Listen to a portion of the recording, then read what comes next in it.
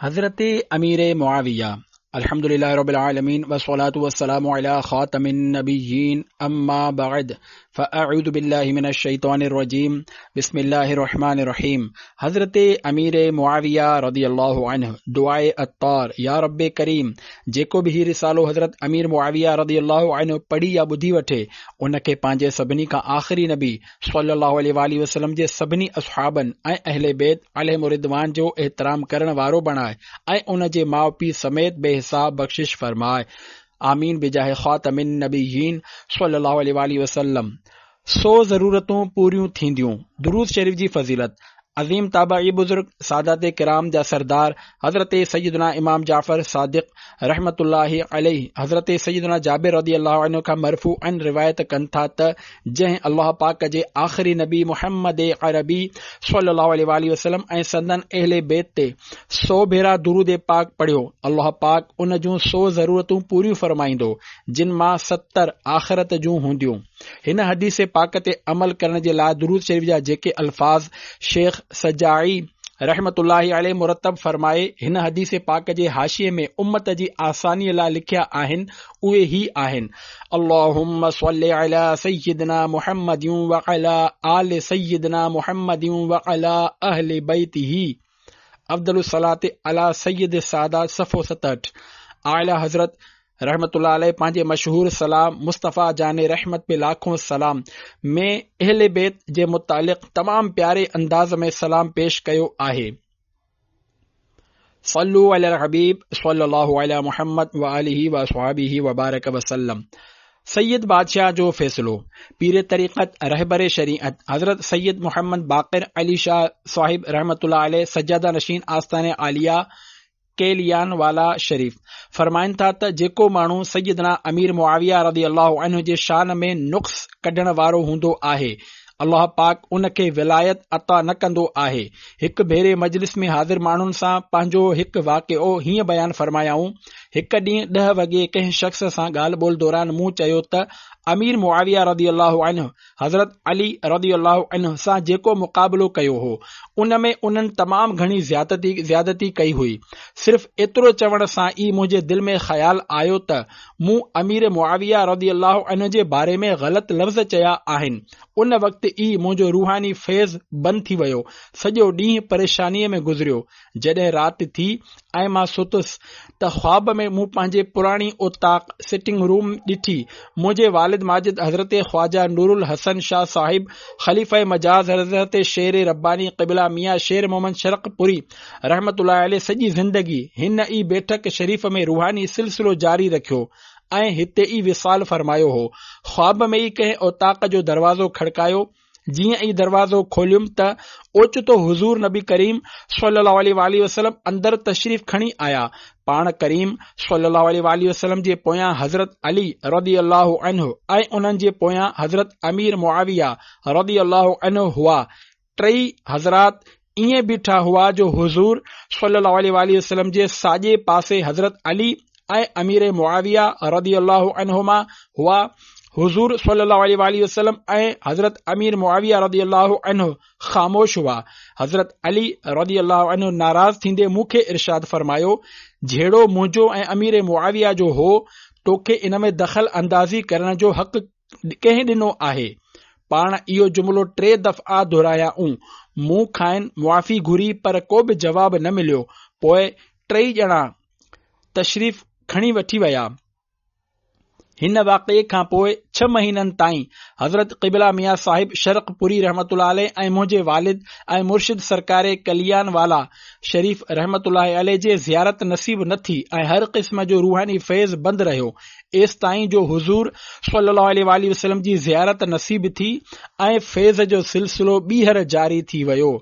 दुश्मनाने अमीर मुआविया का इल्मी मुहासबा 380/1 बितग़यर कलील। ए आशिक़ाने सहाबा ऐं अहले बैत, हिन वाक़े मां बुज़ुर्गनि जी आजिज़ी ज़ाहिर थिए थी, छो त असां खां जेकॾहिं का अहिड़ी ग़लती थी वञे त असां कंहिंखे न ॿुधाईंदा आहियूं। ही अल्लाह वारनि जो शान आहे ऐं ही बि मालूम थियो त अल्लाह वारा पंहिंजे ख़ता ते क़ाइम न रहंदा आहिनि।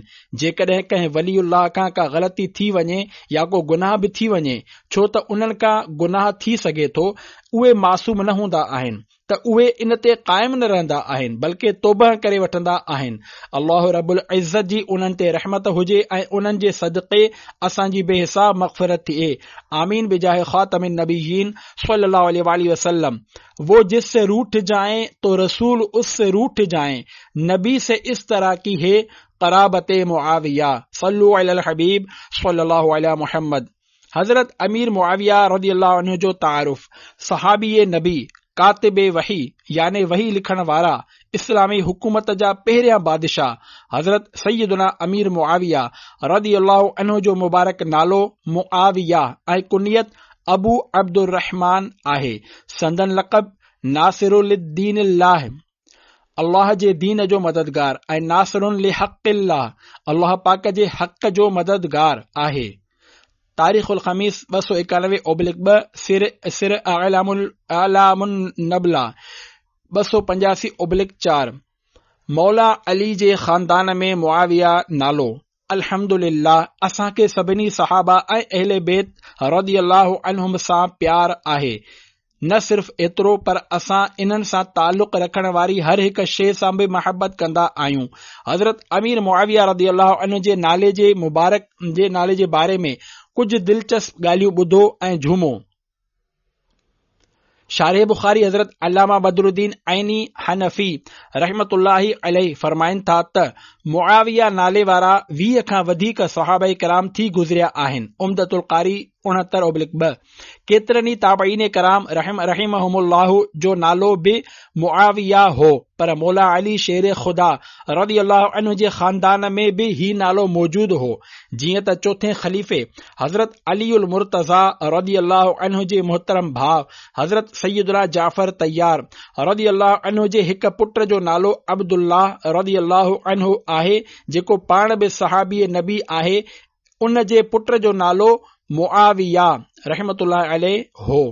हमने तो देखनी है फकत निस्बते नबी है उनके कुर्ब वालों में नामे मुआविया। सल्लु अलल हबीब सल्लल्लाहु अलैहि मुहम्मद। सैयदना अमीर मुआविया रज़ियल्लाहु अन्हु जे वालिदैन जो इस्लाम कबूल करण।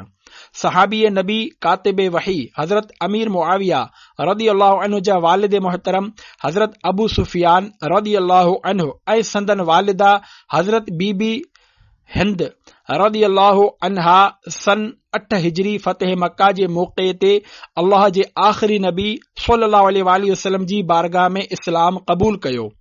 सुभान अल्लाह। हजरत अमीर मुआविया रज़ियल्लाहु अन्हु जा वालिद सहाबी, वालिदा सहाबिया ऐं हिक भेण हजरत उम्मे हबीबा रज़ियल्लाहु अन्हा सरकारे मदीना सल्लल्लाहु अलैहि वसल्लम जी ज़ौजियत में हुयूं। उन्हनि खे उम्मुल मुमिनीन हुजण जो शर्फ हासिल आहे। अल्लाह पाक उन्हनि जूं बरकतूं असां सभिनी मुसलमाननि खे नसीब फरमाए। आमीन बिजाह ख़ातमिन नबिय्यीन सल्लल्लाहु अलैहि वसल्लम। हजरत मुआविया जन्नती जन्नती। मुझे आका आला हजरत इमाम अहले सुन्नत मौलाना शाह इमाम अहमद रजा खान रहमतुल्लाह अलैह, इमाम इब्न जोजी रहमतुल्लाह अलैह जे किताब अल इललुल मुतनाहिया ते पंहिंजी तालीक़ात में बुखारी शरीफ जे हिक सही हदीस मां हजरत सैयदना अमीर मुआविया रज़ियल्लाहु अन्हु जी फज़ीलत ऐं संदन जन्नती हुअण बयान कयो आहे। पाण लिखनि था त अल्लाह पाक जी तौफ़ीक़ सां चवां थो त अल्लाह पाक पंहिंजे एहसान ऐं करम नवाज़ी सां मूंखे अहिड़ी हदीस बाबति मुतला कयो जेका हज़रत अमीर मुआविया रज़ियल्लाहु अन्हु जे जन्नती हुजण जी शाहिदी ॾेई रही आहे। जीअं त सहाबिया हज़रत उम्मे हराम रज़ियल्लाहु अन्हा फरमाइनि थियूं त मूं नबी करीम सल्लल्लाहु अलैहि वसल्लम खे फरमाईंदे ॿुधो त मुंहिंजी उम्मत जो पहिरियों लश्कर जेको समुंड में जंग कंदो उन्हनि जन्नत वाजिब करे वरिती।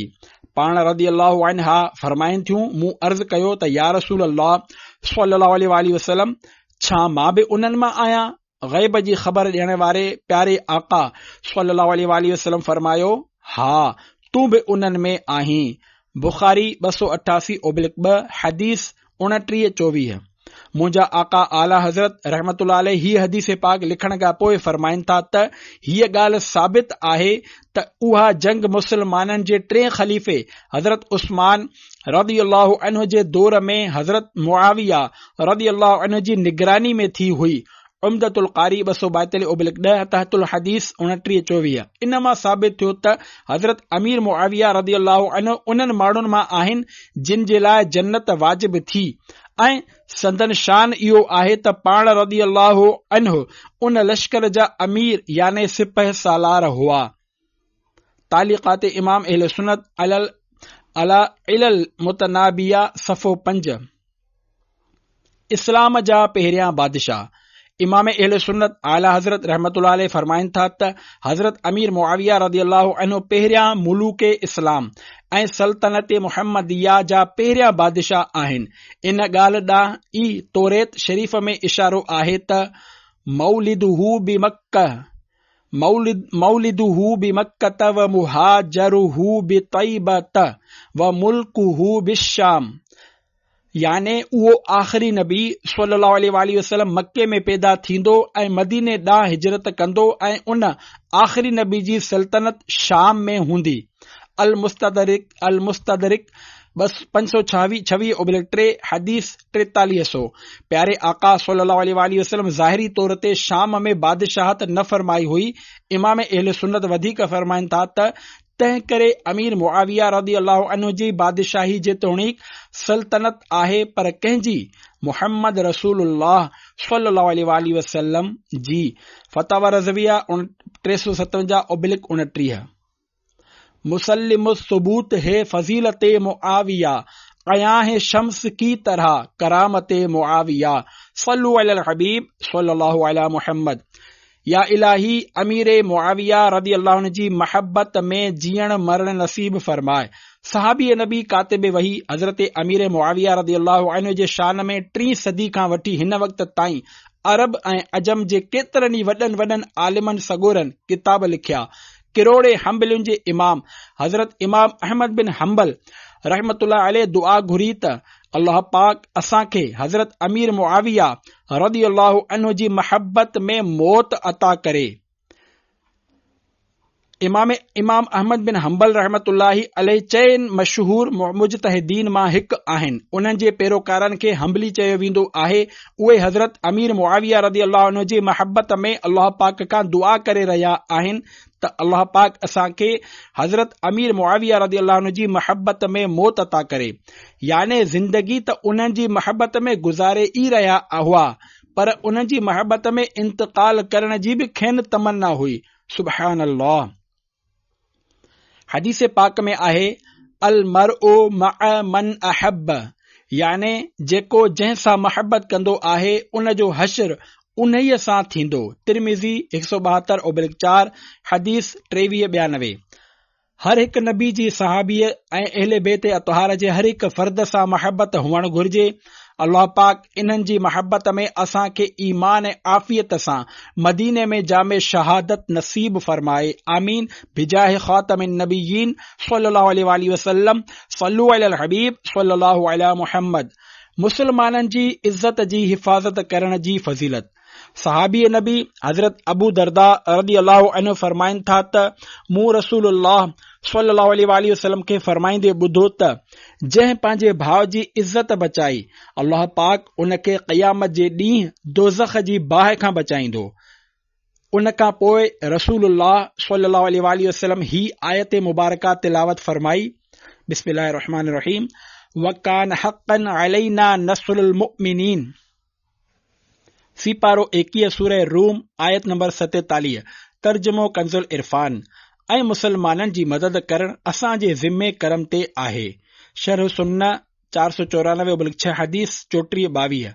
हिन हदीस पाक जी शरह में हज़रत मुफ्ती अहमद यार खान रहमतुल्लाह अलैह फरमाइनि था त इहो फरमाने आलीशान तमाम आम आहे जो को बि कंहिं मुसलमान जी आबरू याने इज्जत कहिड़ी बि तरह बचाए, चाहे उन जे साम्हूं या उन जे पर पुठ याने उन जी गैर मौजूदगी में, त अल्लाह पाक उन खे दोज़ख जी बाहि खां बचाईंदो। मुसलमान जी इज्जत अल्लाह पाक खे तमाम घणी प्यारी आहे।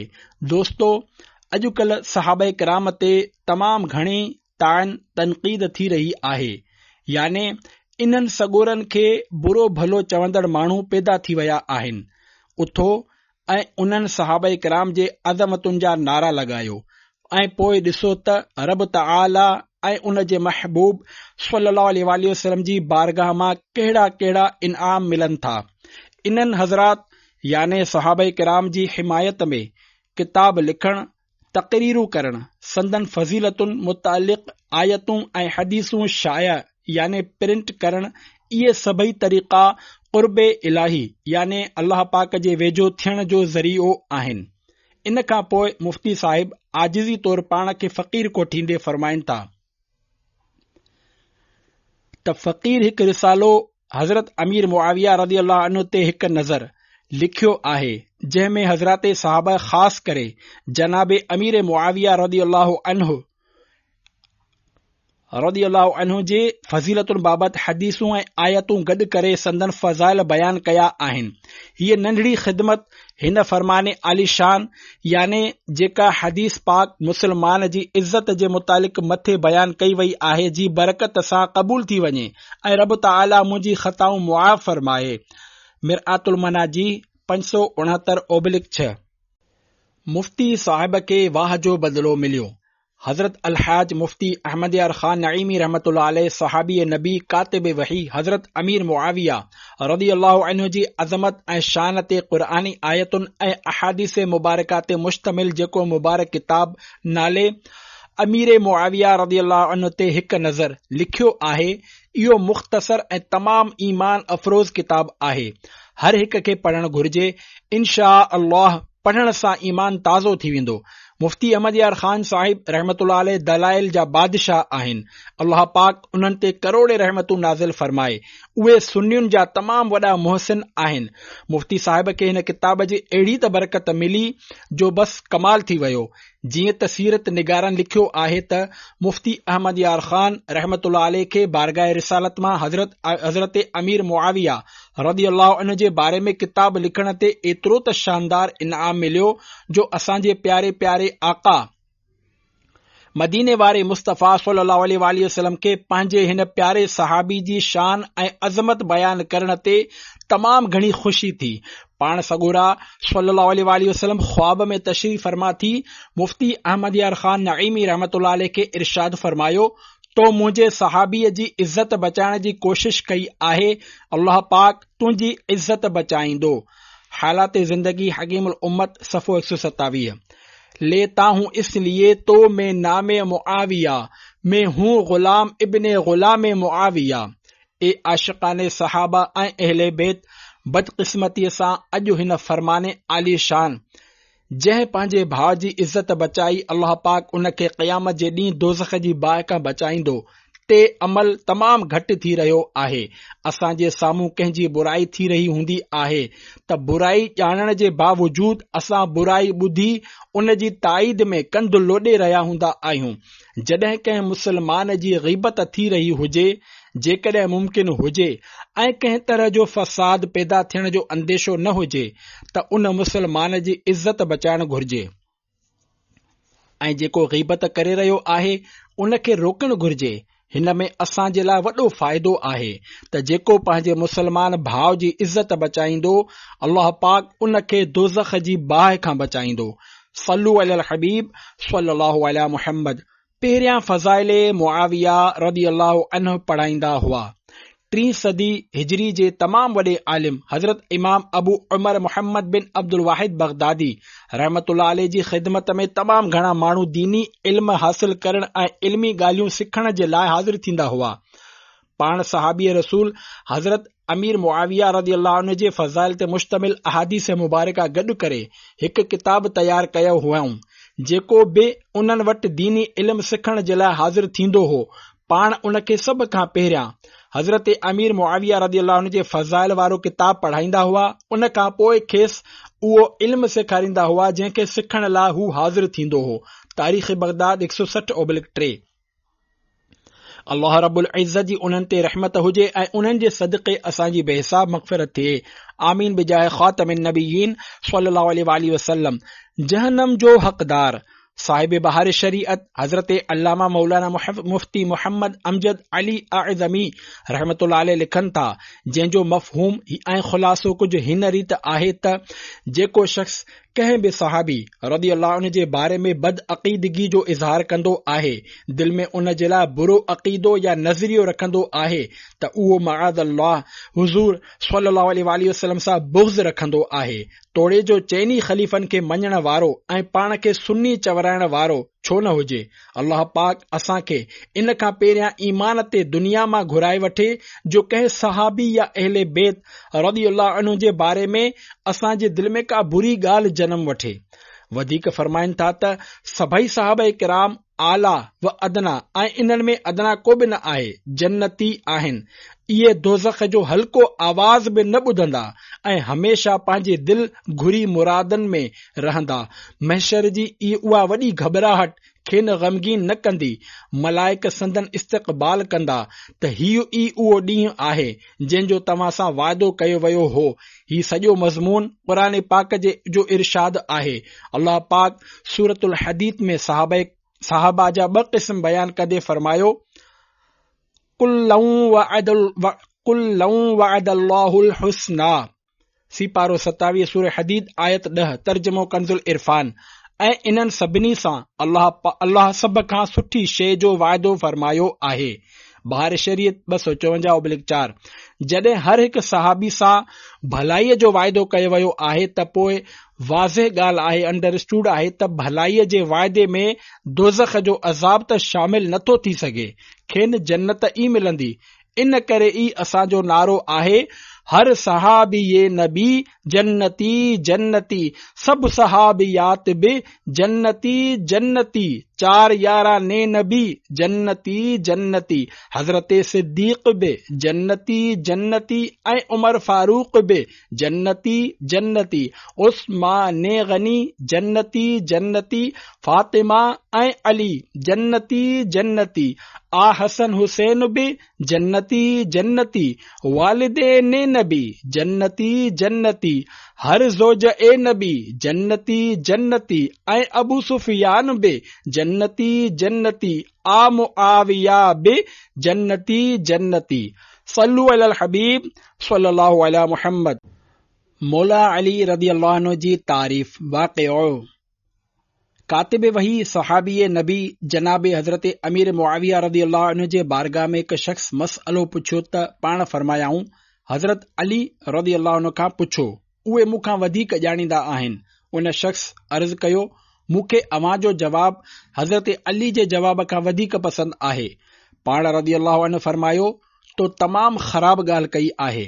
छा तूं उन हस्तीअ खे नापसंद करीं थो जंहिंजे इल्म जे नबी रहमत सल्लल्लाहु अलैहि वसल्लम इज़त फरमाईंदा हुआ, ऐं बेशक हुज़ूर अकरम सल्लल्लाहु अलैहि वसल्लम उन्हनि खे यानी हज़रत अली रदी अल्लाह अन्हु खे फरमायो त तोखे मूंसां उहा निस्बत आहे जेका हारून अलैहिस्सलाम खे मूसा अलैहिस्सलाम सां हुई, पर ला नबी या बादी यानी मूंखां पोइ को बि नबी न आहे।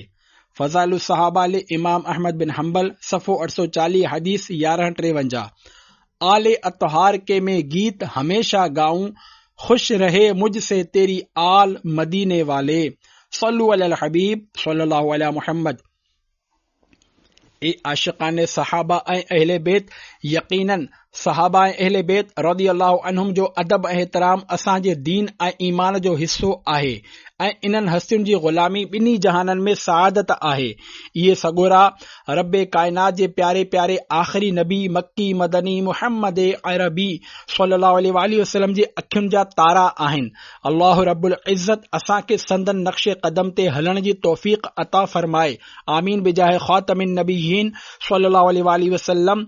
आलो असहाबे नबी सब बादशाहें बादशाह, मैं फकत अदना गदा असहाबो अहले बैत का, मेरी झोली में ना क्यों हो दो जहां की नेमतें, मैं हूँ मंगता मैं गदा असहाबो अहले बैत का। सल्लु अलल हबीब सल्लल्लाहु अलैहि मुहम्मद। हजरत अमीर मुआविया रदी अल्लाह अन्हु जो शान सैयदना अब्दुल्ला बिन मुबारक रहमतुल्लाह अलैहि जी ज़बानी। अजीम ताबई बुजुर्ग हजरत अब्दुल्ला बिन मुबारक रहमतुल्लाहि अलैहि जी बारगाह में हिकु शख्स अर्ज कयो, हजरत अमीर मुआविया रदी अल्लाह अन्हु बेहतर आहिनि या हजरत उमर बिन अब्दुल अजीज रहमतुल्लाह अलैहि? पाण रहमतुल्लाह इरशाद फरमायो, अल्लाह पाक जे प्यारे नबी सल्लल्लाहु अलैहि वसल्लम सां गॾु ग़ज़वा में शरीक हज़रत अमीर मुआविया रज़ियल्लाहु अन्हु जे घोड़े जे नक में दाख़िल थियण वारी डज़ यानी मिट्टी बि हज़रत उमर बिन अब्दुल अज़ीज़ रहमतुल्लाह अलैह खां अफ़ज़ल आहे। किताब शरीआ लिल आजरी 2466/5। ताबई जी सहाबीअ सां कहिड़ी भेट? हज़रत मुआफ़ा बिन इमरान रहमतुल्लाह अलैह खां सुवाल कयो वियो त हज़रत अमीर मुआविया रज़ियल्लाहु अन्हु अफ़ज़ल आहिनि या हज़रत उमर बिन अब्दुल अज़ीज़ रहमतुल्लाह अलैह? इहो सुवाल ॿुधण सां ई पाण कावड़ में अची विया ऐं साहिल खे इरशाद फरमायाऊं, छा तूं हिक सहाबीअ खे ताबई जहिड़ो समझी थो? हज़रत मुआविया रज़ियल्लाहु अन्हु त नबी करीम सल्लल्लाहु अलैहि वसल्लम जा सहाबी, साहुराणा रिश्तेदार, कातिबे वही ऐं अल्लाह पाक जे तरफ़ां अता कयल वही जा अमीन याने अमानतदार आहिनि। याने हज़रत अमीर मुआविया रज़ियल्लाहु अन्हु एॾा वॾा क़ाबिल एतमाद सहाबी आहिनि ऐं तूं उन्हनि खे हिक ताबईअ सां मिलाइण जी ॻाल्हि करे रहियो आहीं। ऐं हीअ हक़ीक़त आहे त को बि वॾे खां वॾो ताबई या वली कंहिं सहाबी जो मर्तबो नथो माणे सघे। सहाबी ऐं ताबई कंहिंखे चवंदा आहिनि? हज़रत अल्लामा हाफ़िज़ इब्न हजर अस्क़लानी रहमतुल्लाही अलैह फरमाइनि था त जिन खुशनसीबन ईमान जी हालत में अल्लाह पाक जे प्यारे नबी सल्लल्लाहु अलैहि वसल्लम सां मुलाक़ात कई हुजे ऐं ईमान ते ई उन्हनि जो इंतकाल बि थियो हुजे, अहिड़नि खुशनसीबन खे सहाबी चवंदा आहिनि। ताबई उहे बुज़ुर्ग आहिनि जिन ईमान जी हालत में कंहिं सहाबीअ सां मुलाक़ात कई हुजे ऐं संदन ईमान ते ई ख़ात्मो थियो हुजे। सल्लु अलल हबीब सल्लल्लाहु अलैहि मुहम्मद। हर तरह सां फज़ीलत साबित आहे। हज़रत अल्लामा अब्दुल अज़ीज़ पिर हारवी रहमतुल्लाह अलैह पंहिंजे किताब अल बिरास में लिखियो आहे त हज़रत सैयदुना अमीर मुआविया रज़ियल्लाहु अन्हु क़ाबिल एहतराम सहाबी आहिनि। जेकॾहिं उन्हनि खे नंढो सहाबी बि मञियो वञे त बेशक संदन फज़ीलत उन्हनि सभिनी अहादीस मुबारका मां साबित आहे जेके तमाम सहाबाए किराम रज़ियल्लाहु अन्हुम जी शान में बयान थियूं आहिनि। जॾहिं त पाण अहिड़ा त अज़ीम सहाबी आहिनि जिन जे बारे में ख़ासि हदीसूं बि मौजूद आहिनि, जीअं अल्लाह पाक जे प्यारे प्यारे आख़िरी नबी सल्लल्लाहु अलैहि वसल्लम जो ही फरमाइण त अल्लाहुम्मा जअलहु हादियम महदियम वहदी बिही, याने ए अल्लाह पाक मुआविया के हादी याने हिदायत ॾियण वारो, महदी याने हिदायत याफ़्ता बणाए ऐं उन जे ज़रिए माण्हुनि खे हिदायत अता फरमाए। तिरमिज़ी 455/5 हदीस 3868। हिक ॿिए मक़ाम ते नाना हसनैन रसूल कौनैन सल्लल्लाहु अलैहि वसल्लम इरशाद फरमायो, ए अल्लाह पाक मुआविया के किताब जो इल्म ऐं हिसाब सेखार ऐं उनखे अज़ाब खां बचाए। मजमउ ज़वाइद 594/9 हदीस 15-9-17। अन-निब्रास सफ़ो 330। ख़ाइफ़े किबरिया हज़रत मुआविया, आशिक़े मुस्तफ़ा हज़रत मुआविया, ज़ाहिदो पारसा हज़रत मुआविया, साहिबे इत्तिक़ा हज़रत मुआविया, थे करम थे अता हज़रत मुआविया, ख़ात्मो थे भलो ख़ात्मा हज़रत मुआविया, खूबरू खुश अदा हज़रत मुआविया, खुशनुमा खुश लिक़ा हज़रत मुआविया, मुखलिसो बावफा हज़रत मुआविया, बाअमल बेरिया हज़रत मुआविया, बाअदब बाहया हज़रत मुआविया। सल्लु अलल हबीब सल्लल्लाहु अलैहि मुहम्मद। सहाबाए किराम रज़ियल्लाहु अन्हुम जे बारे में अक़ीदो। सियालवी सिलसिले जा अज़ीम बुज़ुर्ग हज़रत ख्वाजा शमसुद्दीन सियालवी रहमतुल्लाह अलैह फरमाइनि था त जेस ताईं सभिनी सहाबाए किराम रज़ियल्लाहु अन्हुम जे बारे में एतिक़ाद याने अक़ीदो दुरुस्त न हूंदो, तेस ताईं ईमान कामिल कंप्लीट न आहे। ए खुदाए मुस्तफ़ा ईमान पर हो खात्मा, मग़फ़िरत कर वासिता अस्हाबो अहले बेत का, या इलाही शुक्रिया अत्तार को तूने किया, शेर गो मिदहत सरा अस्हाबो अहले बेत का। सल्लु अलल हबीब सल्लल्लाहु अलैहि मुहम्मद। حضرت امیر معاویہ رضی اللہ عنہ جی خلافت ہک لفظ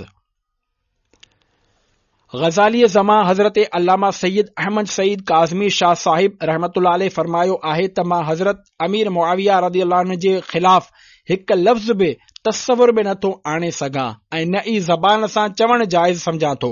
उहे सहाबीए रसूल आहिनि। ख़ुतबात काज़मी 300/3। अल्लाह पाक जी उन्हनि ते रहमत हुजे ऐं उन्हनि जे सदक़े असांजी बेहिसाब मग़फ़िरत थिए। आमीन बिजाह ख़ातमिन नबिय्यीन सल्लल्लाहु अलैहि वसल्लम। ख्वाजा गुलाम फरीद रहमतुल्लाह अलैह जो फरमान। कोट मिठन वारिश मशहूर बुजुर्ग हजरत ख्वाजा गुलाम फरीद रहमतुल्लाहि अलैह जो फरमान आहे त हजरत अमीर मुआविया रज़ियल्लाहु अन्हु मुत्तक़ी यानी परहेज़गार ऐं अकाबिर सहाबा मंझां आहिनि। उन्हनि जे हक़ में बुग़्ज़ ऐं हसद रखण या बदगुमानी करण सरासर शकावत यानी बदबख्ती आहे। सहाबा ऐं अहले बैत रज़ियल्लाहु अन्हुम जे बारे में अमीर अहले सुन्नत जी मदनी सोच।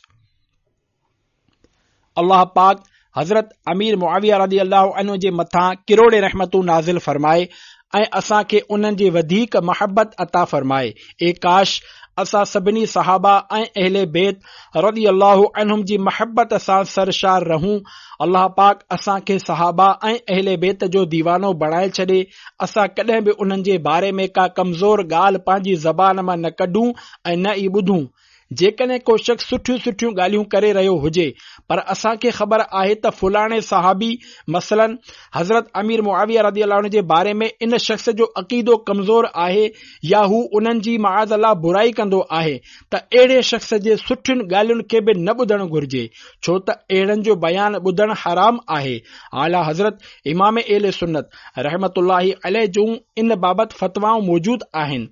अल्हम्दुलिल्लाह असां सहाबाए किराम ऐं अहले बैत रज़ियल्लाहु अन्हुम जा ग़ुलाम बल्कि उन्हनि जे ग़ुलामनि जे ग़ुलामनि जे ग़ुलामनि जा ग़ुलाम आहियूं। सहाबा ऐं अहले बैत रज़ियल्लाहु अन्हुम असांजे मथे जा ताज आहिनि।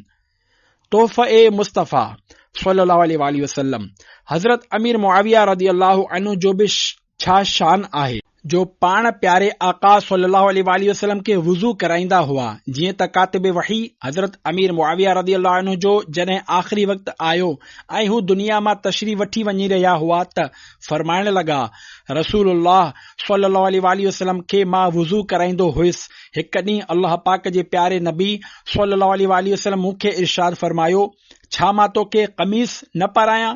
मूं अर्ज़ कयो, या रसूल अल्लाह, मुंहिंजा माउ पीउ अव्हां तां क़ुर्बान, छो न? जंहिं ते हुज़ूर सल्लल्लाहु अलैहि वसल्लम पंहिंजे मुबारक बदन तां कमीस शरीफ़ लाहे मूंखे पाराए छॾी।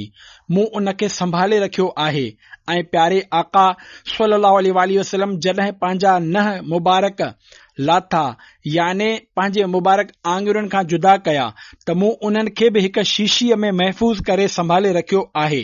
हज़रत अमीर मुआविया हाज़रीन खे फरमाइण लॻा, जॾहिं मुंहिंजो इंतकाल थी वञे त रसूलुल्लाह सल्लल्लाहु अलैहि वसल्लम जी उहा ई कमीस मुबारक मुंहिंजे बदन सां मिलाए छॾिजो ऐं उन्हनि मुबारक नहनि खे पीहे मुंहिंजे अखियुनि में विझी छॾिजो।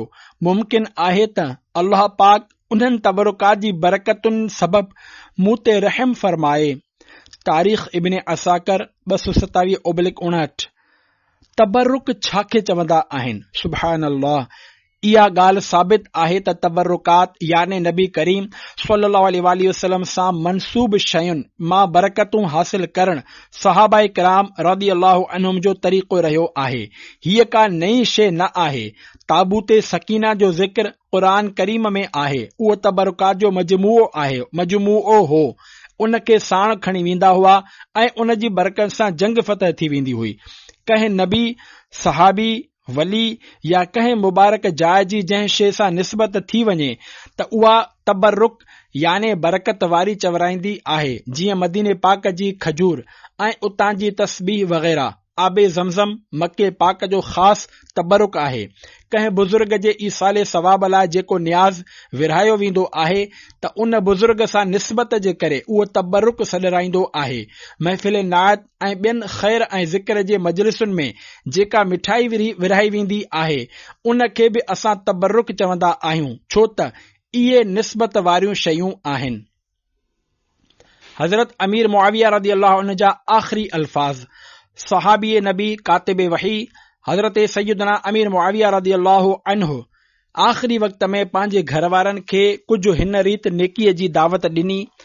اللہ پاک کا ڈجندا رہو چھو ت جیکو ان کا ڈجندو آہے اللہ پاک ان کے پانچی امان یعنی حفاظت میں رکھندو آہے ऐं उन खां न ड्रिजण वारनि जे लाइ का बि पनाह जी जाइ न आहे.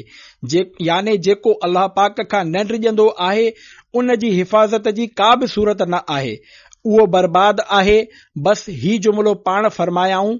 इहो चवंदे ई संदन इंतकाल थी वियो. अल कामिल फित तारीख़ 370/3. अल्लाहु अकबर. सहाबी नबी कातिब वही हज़रत सैयदना अमीर मुआविया रदी अल्लाह अन्हु दुनिया मां वींदे वींदे बि नेकीअ जी दावत ॾींदा विया. संदन वफ़ात शरीफ शाम सीरिया जे मशहूर शहर दमिश्क में थी. 78 सालनि जे उम्र में ख़मीस जे ॾींहुं रजब महीने में सन 60 हिजरी में थी. सहाबा का गदा हूं और अहले बेत का खादिम, ये सब है आप ही की तो इनायत या रसूल अल्लाह.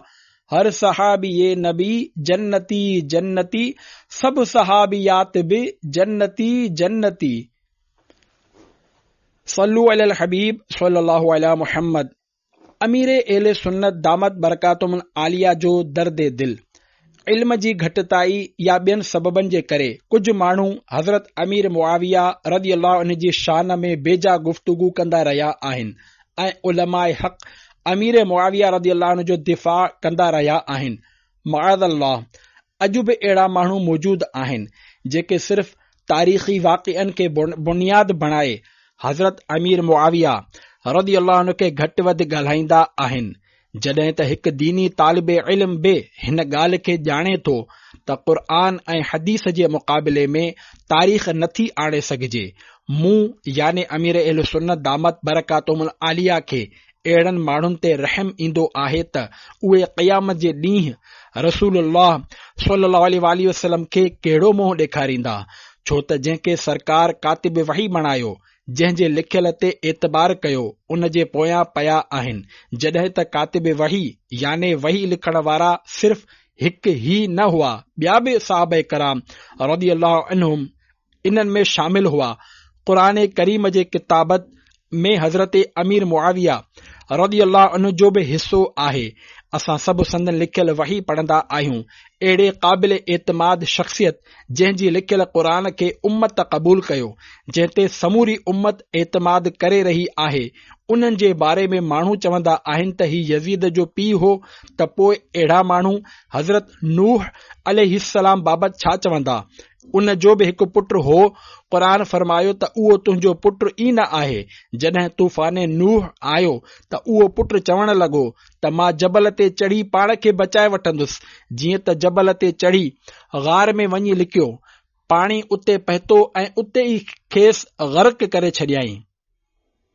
उन ते माअज़ल्लाह को नूह अलैहिस्सलाम खे चवे त तव्हां उन जी तरबियत छो न कई? माअज़ल्लाह जेकॾहिं पुटु ख़राब हुजे त उन जे करे संदसि पीउ खे घटि वधि ॻाल्हाइण तौबह अस्तग़फिरुल्लाह. हज़रत अमीर मुआविया रज़ी अल्लाह अन्हु जो बेशक यज़ीद पुटु हो, पर पलीत ऐं नालाइक़ हो. असां यज़ीद खे सुठो चवंदा ई न आहियूं. अलबत हज़रत अमीर मुआविया रज़ी अल्लाह अन्हु खे कुझु बि न चइजे, बल्कि संदन शान बयान कजे.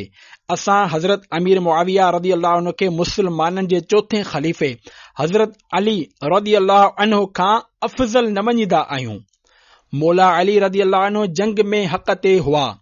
मुसलमाननि जे चौथे ख़लीफ़े मौला अली हज़रत अमीर मुआविया रज़ी अल्लाह अन्हुमा जे विच में जंग थी. उन जंग में ॿिन्ही पासे सहाबा हुआ.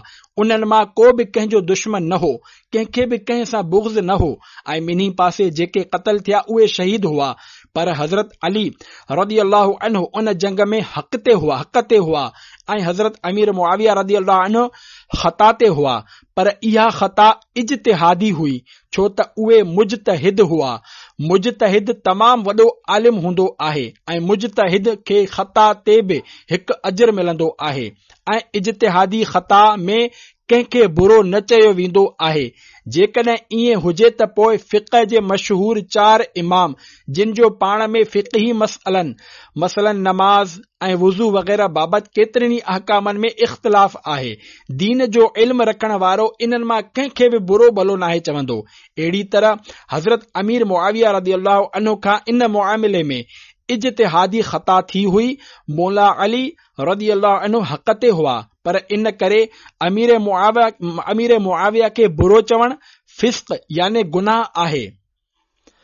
फसाद फिल एतिक़ाद फसाद फिल अमल यानी अक़ीदे जो ख़राब हुजण अमल जे ख़राब हुजण खां वधीक ख़तरनाक हूंदो आहे। असां अहले सुन्नत वारा सहाबाए किराम ऐं अहले बेत अतहार जे तुफ़ैल अहले जन्नत आहियूं। ही ॻाल्हियूं यादि रखो, इंशा अल्लाह को बि तव्हां खे वरगलाए न सघंदो। पंहिंजो ज़हन बणाए छॾियो त हर सहाबी नबी जन्नती जन्नती। इन में हज़रत अमीर मुआविया रज़ियल्लाहु अन्हु बि अची विया। मनक़बत छो लिखी? मूं यानी अमीर सुन्नत दामत बरकातुहुल आलिया खे कंहिं मशवरो ॾिनो त तव्हां हज़रत अमीर मुआविया रज़ियल्लाहु अन्हु जे शान में का मनक़बत न लिखी आहे। मूंखे जज़्बो मिलियो त मूं 22 रजब ते लिखण शुरू कयो ऐं पंहिंजा अशआर मूं लिखी वरिता। अमीर मुआविया रज़ियल्लाहु अन्हु जे शान में मुंहिंजी हीअ पहिरीं मनक़बत आहे जंहिंजो मशवरो ॾिनो। अल्लाह पाक उन खे बि जज़ाए ख़ैर अता फरमाए। अल्हम्दुलिल्लाह, मूंखे हज़रत अमीर मुआविया रज़ियल्लाहु अन्हु सां सहाबी रसूल हुजण जे नाते मोहब्बत आहे। उहे असांजा मुहसिन आहिनि, छो त क़ुरान करीम असां ताईं पहचान उन्हनि जो बि किरदार आहे जंहिंखे उन्हनि सां इख़्तिलाफ़ आहे। जेको उन्हनि खे नथो मञे उहो ॿियो क़ुरान शरीफ़ किथां आणींदो। सभिनी सहाबाए किराम रज़ियल्लाहु अन्हुम हिन क़ुरान करीम खे मञियो आहे। इन में का हेर फेर न आहे। अल्लाह पाक फरमायो आहे, बिस्मिल्लाहिर रहमानिर रहीम, इन्ना नहनु नज़्ज़लना ज़िक्र व इन्ना लहू लहाफ़िज़ून। सीपारो 14 सूरह हजर आयत 9। तर्जुमो कंजुल इरफान। बेशक असां हिन क़ुरान खे नाज़िल कयो आहे ऐं बेशक असां पाण इन जा निगहबान आहियूं।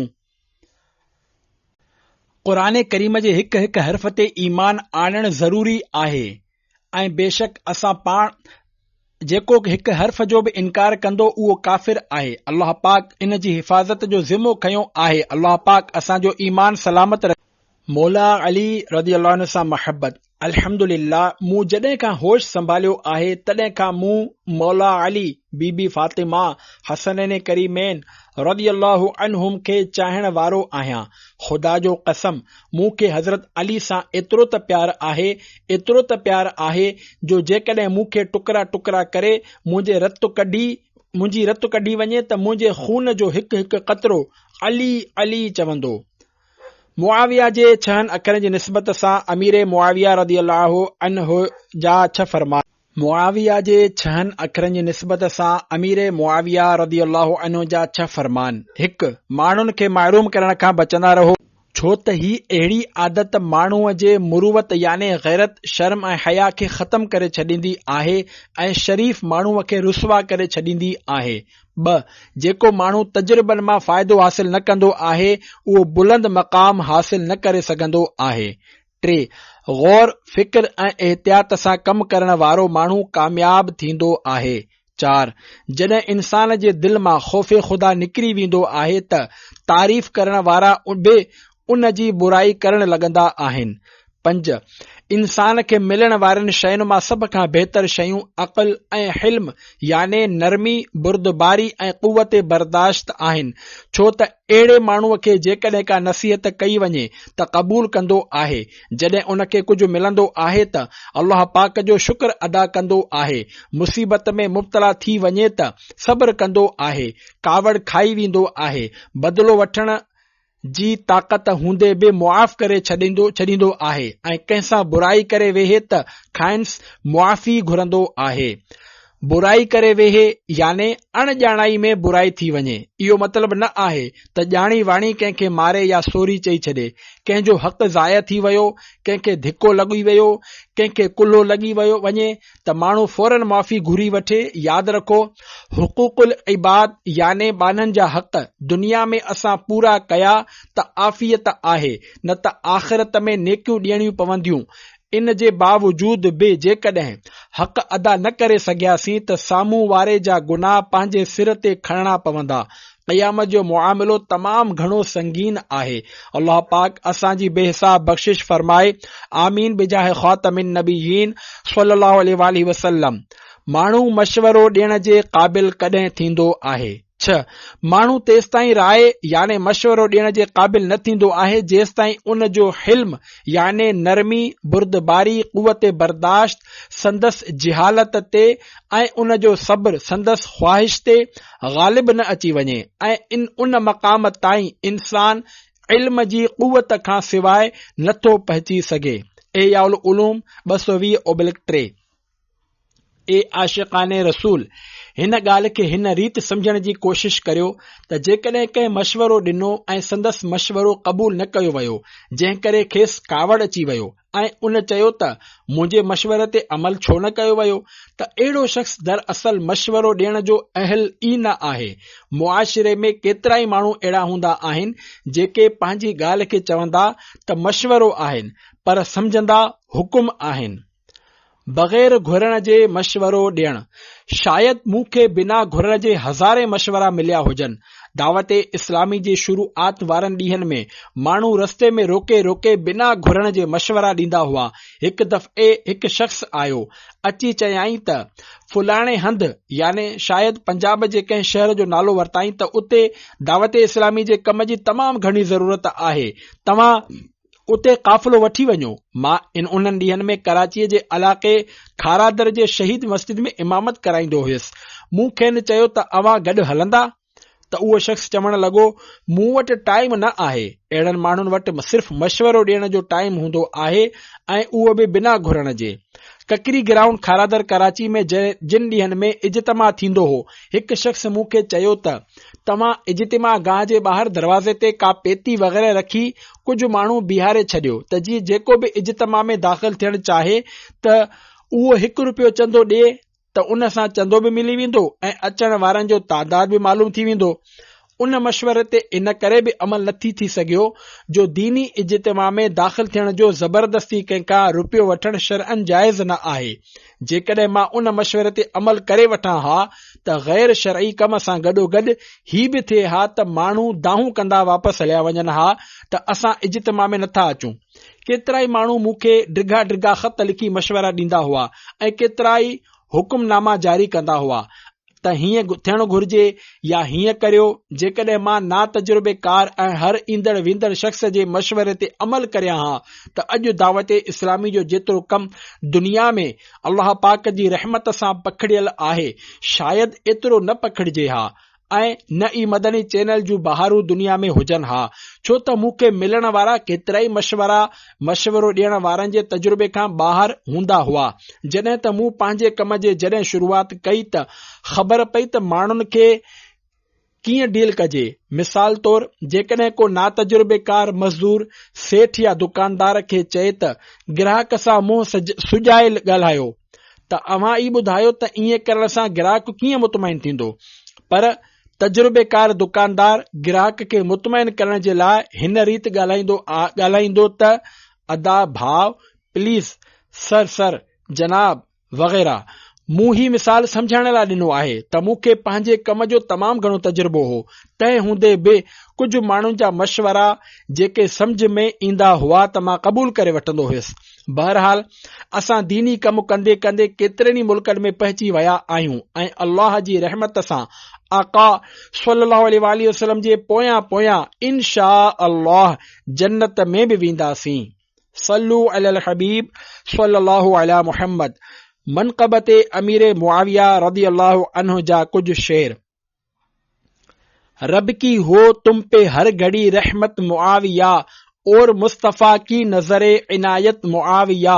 دل میں ہے میرے آپ کی الفت معاویہ، یہ ہے خدا کی مجھ پہ عنایت معاویہ۔ مولا علی کا تم نے ہمیشہ ادب کیا، کرتے رہے علی بھی ہیں شفقت معاویہ۔ نام معاویہ پہ بھی بیجا جاہے اعتراض، فرمایا خود نبی نے سماعت معاویہ۔ بے شک معاویہ سے ہے برتر علی کی شان، رکھتے نہیں ہیں ان سے فضیلت معاویہ۔ پر یہ زبان درازی کی ہرگز نہیں دلیل، ہرگز نہیں ہے قابل نفرت معاویہ۔ حق ہے کہ اجتہادی خطا جنگ میں ہوئی، حیدر ہی حق پہ تھے نہ کہ حضرت معاویہ۔ پر ہیں صحابہ وعدہ حسنہ میں سب کے سب، حضرت علی ہوں یا کہ ہوں حضرت معاویہ۔ صلو علی الحبیب صلی اللہ علی محمد وآلہ وصحبہ وبارک وسلم۔